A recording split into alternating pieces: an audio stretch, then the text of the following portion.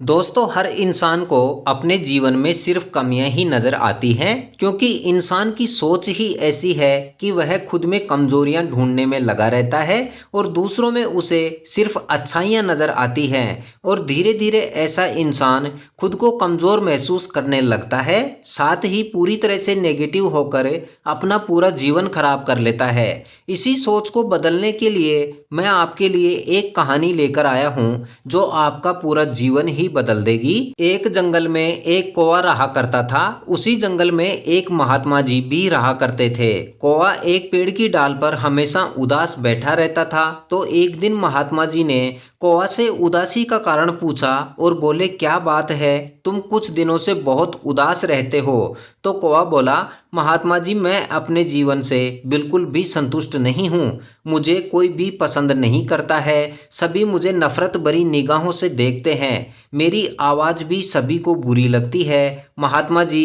कृपया आप मुझे एक सुंदर पक्षी बना दो, जैसे कि एक हंस, जिसे सभी देखना पसंद करते हैं। तो महात्मा जी बोले, ठीक है, मैं तुम्हें हंस तो बना दूंगा, मगर पहले जाकर हंस से पूछ कर आओ क्या वह अपने जीवन से संतुष्ट है।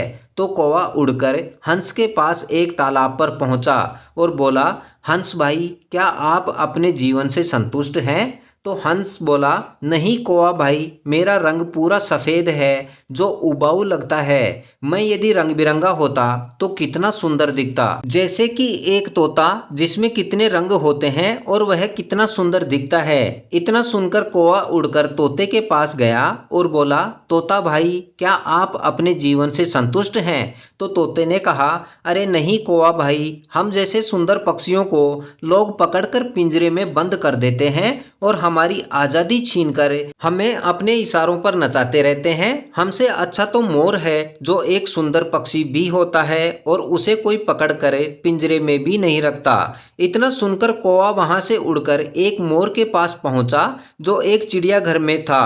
कौवे ने देखा कि मोर को देखने वालों की काफ़ी भीड़ लगी हुई थी। जब भीड़ कम हुई तब तोता मोर के पास गया और बोला, मोर भाई, क्या आप अपने जीवन से संतुष्ट हैं। तो मोर ने कहा, अरे नहीं कौवा भाई, हम जैसे पक्षियों का सुंदर होना भी एक अभिशाप है, क्योंकि हम जैसे तथा अन्य सुंदर दिखने वाले पक्षियों को पकड़कर चिड़ियाघर में डालकर हमारी आज़ादी छीन ली जाती है।